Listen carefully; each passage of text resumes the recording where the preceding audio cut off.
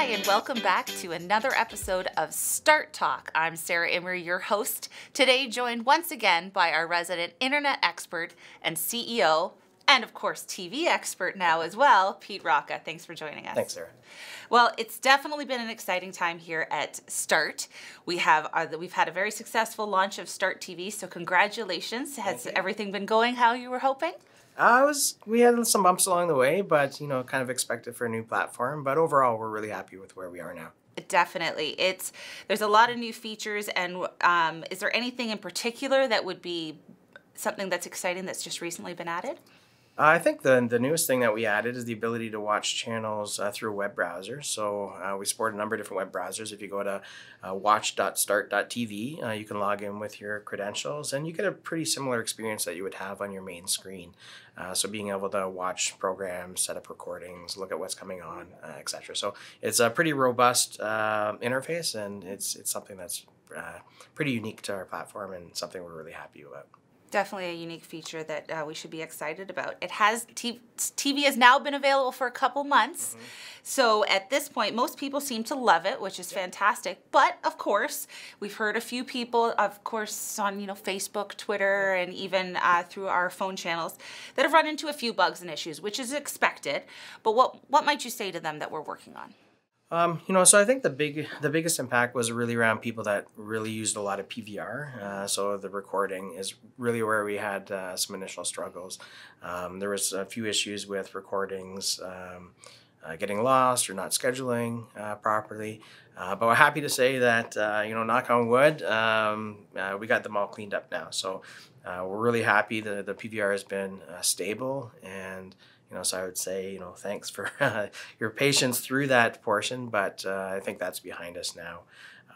There's still a few things that we're working on. We were able to kind of focus now our efforts on some of the, smaller annoyances that might, people that might be running into, and some improvements. People have been making some suggestions to how they might like to see some of the menu options change. So around favorites and category filtering is just an area that we're focusing our attention on now.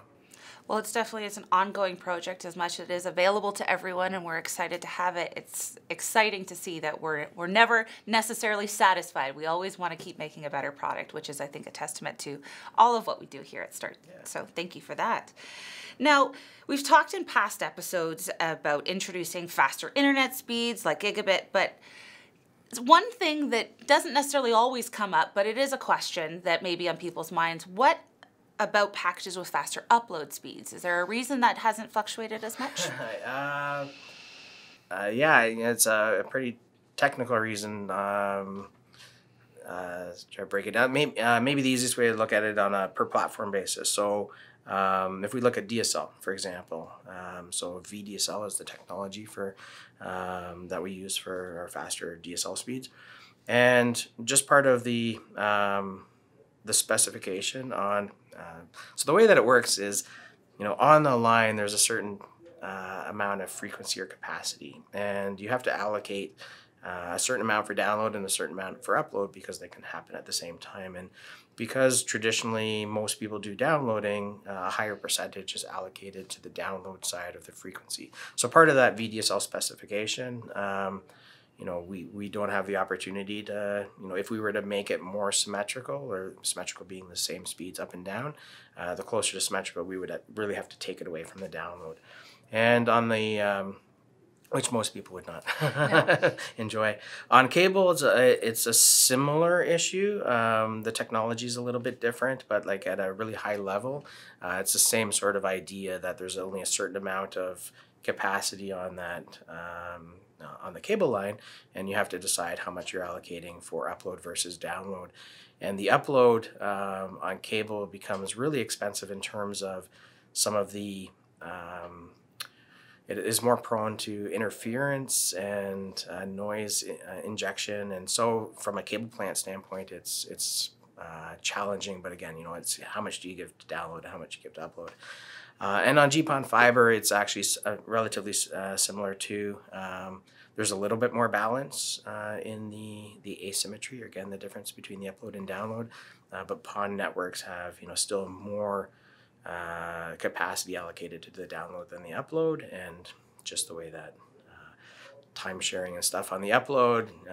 That's what creates that difference. So, technologies are always changing, and as newer products come out that boost the overall capacity of the line, you may find that balance. People are still pushing towards faster download speeds, but you'll find that I think the upload speeds will step up a little bit as well. Well, I definitely think you've proven your internet expert status with that explanation, but certainly I think for most of us, download speed is the most important, and we're trying to give the best product possible to as many people as possible. I think that's, at the end of the day, it's a technical reason and a good one at that. So thank you for explaining that further. I certainly understand as more things move online, we're starting to see the upload demands increase a little bit, but not at the same rate that the downloads are.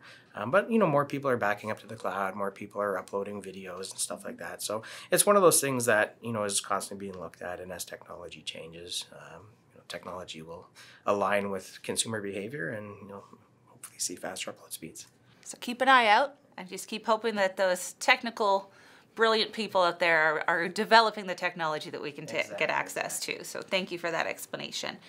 Now, Pete, these are questions that we've had from all over social media, but at the end of the day, TV is still the most questions that we get. You are so close to the TV project. This has been something that's been very important to you. What are you most excited to see happen in the near future? Well, I think you said it earlier, we're still continue to add and expand on the platform and its capabilities. So we got a lot of great things on our roadmap. Actually, we published the roadmap online. Hopefully we can send the URL and we'll put it right at the bottom there. It talks about a lot of things that we're doing, but we're adding more channels. So CNN was one that was taking a little bit longer.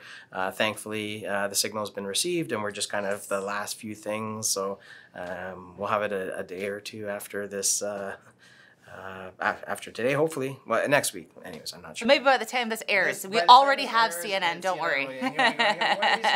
Talking about it coming up. CNN was one. Fox News is right behind it. We've got a lot of the Go apps that are coming. So the ability, if you have the Crave HBO Home and Movies package with us, that you'll be able to also sign on to the apps on your iPhone or your Android devices, or through the web browser as well, and be able to log in as with your Start TV credentials. And we're launching a number of those Go apps. So there's the TSN, Sportsnet, CTV, I think Animal Planet. There's like a whole bunch of products. So what we'll be doing, on our webpage is kind of listing all of the other apps that you can use, and you're able to use those at no additional charge with your Start TV membership. So that's something that's cool. And then some of the video on demand stuff. Really, we want to get into launching access to be able to rent Hollywood hits that are coming out, as well as having a VOD collection. With certain different packages that you might have, being able to, access the Hollywood suites, for example.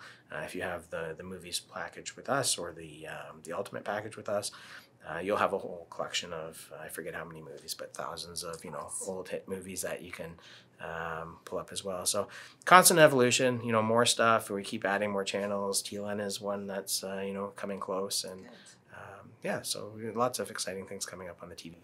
Definitely keeping you busy, keeping us all busy here, and hopefully keeping you guys excited and tuned in to Start Talk and our social media channels. Thank you again for following along, and make sure to stay tuned for our next episode of Start Talk, where I'm sure we'll have a lot more TV questions, but more exciting updates coming from Pete and the team here at Start.ca. Thank you for joining us again today, and keep following along. Thanks for the question.